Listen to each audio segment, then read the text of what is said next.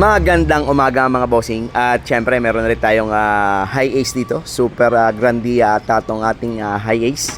Mga bossing, ang issue nito ay eto na. Mainit or mahina ang lamig pagkatanghali. Pero pag umaga, gabi, okay naman. So walang problema to sa refrigerant.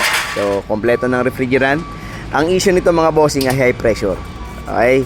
So pag ganitong mga year model mga bossing, ang pinaka the best dito, general cleaning. At kung mayroong pamalit ng ating condenser, tirahin nyo na ng panibagong brand yung condenser yan, no? Pero kung wala, ang pang samantala o pinakang remedyo lang muna ay mag flashing, no? Palit ng receiver dryer at expansion valve. At syempre ibababa mo ang buong system, kasi ang pag flashing nito ay hindi naman pwedeng hindi tinatanggal, kasi nga ang ating expansion valve na nakakabit dyan sa ating evaporator, compressor, syempre kailangan change oil. So lahat yan binababa pag nagkakaroon ng pag-flashing ng buong system. At syempre kagaya ng sinasabi ko, kung ang year model mo ay medyo may edad na, yan na yung mga kailangan gawin natin mga boss, no? Ibaba ang buong system, linisin ng tama, magsukat ng panibagong langis, at syempre magsukat ng panibagong refrigerant pag niloadan na ng refrigerant. Okay, so yun lang ang gagawin muna natin dito, pero pinag-uusapan namin ng kliyente kung ang condenser ba ay isasabay nating palitan, no? Ang ingay naman ng aking alaga na nandun sa kabila. Okay, high ace mga bossing, super grandia. Tama ba? Super grandia. Okay, so yun lang mga bossing. Kuha natin ang konting detalye rin to, yung video pagka nagawa na natin ng tanghali, no? Ibig sabihin pag natapos natin ng kasi maaga pa mga bossing, alas 7 pa lang So pagka natapos natin to kaagad, kuhaan natin ng reading para makita natin, kasi kanina mababa pa ang reading dahil nga umaga pa Pero pagdating na lang tanghali, dyan na yan magkakaroon ng trouble. Okay, ayun lang, high ace mga bossing, general cleaning. Eto na mga bossing, naibaba na natin lahat ng piyesa natin. Condenser, syempre compressor, evaporator sa likod mga bossing, naibaba na rin. Yan, compressor wala na. Evaporator sa harap.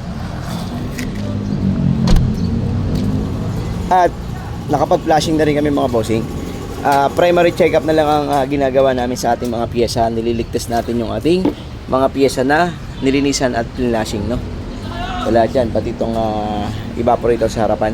So na-flashing na rin yan. All goods na, i-change na natin yung compressor. Tapos magpa-final kami lahat ng ligtas kada isang piyesa. Ito yung ating pulley ng compressor mga boss. Nakitaan natin siya ng hindi na ganun kagad ng kain, no? Sobrang lalim na. Kaya nag-advise tayo na magpalit ng panibagong pulley assembly. Okay, so medyo kalaban na kasi mga bossing kung sakaling bibigay, sayang naman yung ating labor sa pagtanggal, saka pagkabit, syempre yung refrigerant. Kasi kung hindi matudukot doon para palitan ng panibagong pulley, sayang yung free yun, sayang yung labor. Kaya nag-advise tayo na magpalit na lang ng panibagong pulley assembly. Okay, so masyadong malaki na kasi ang gap nung hub sa pulley. Ngayon kahit bawasan ng spacer, medyo malaki pa rin dahil nga malaki na ang kain ng bakal. So kaya bago na ang ating inoffer dyan.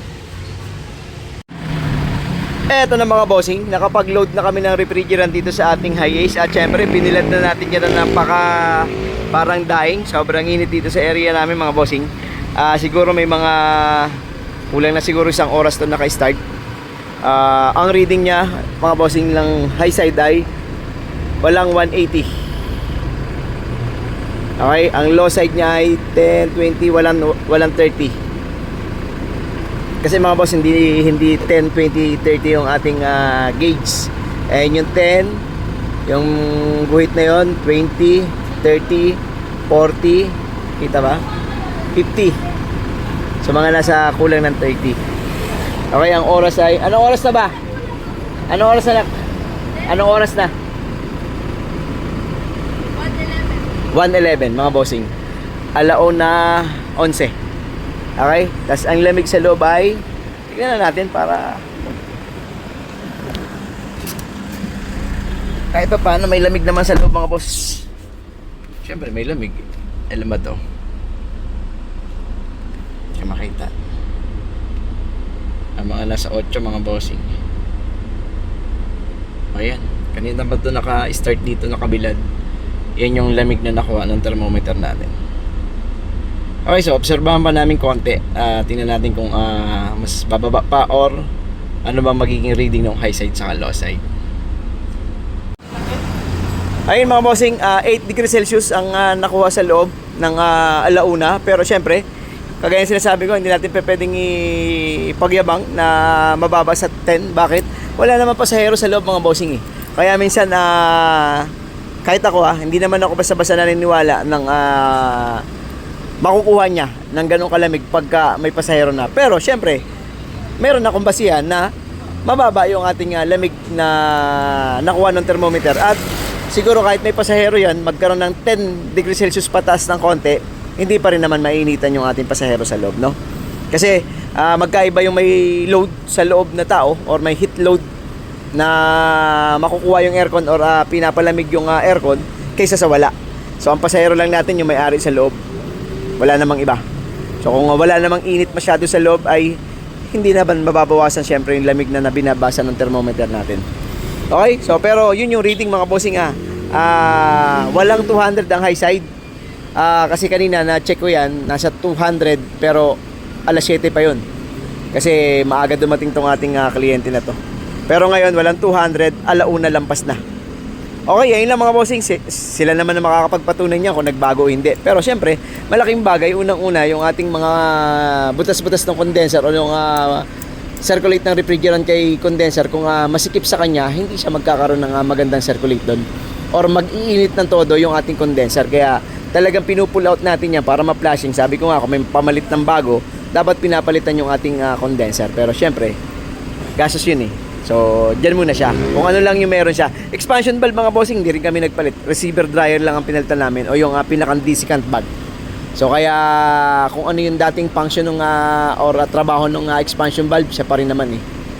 Okay, ayun lang mga bossing. Sila lang mag-testing yan at magpapa-update na lang tayo. Pero, kasama ito nung kulay itim natin ginawa. No? Magkapatid tong dalawang to pero magtatay sila.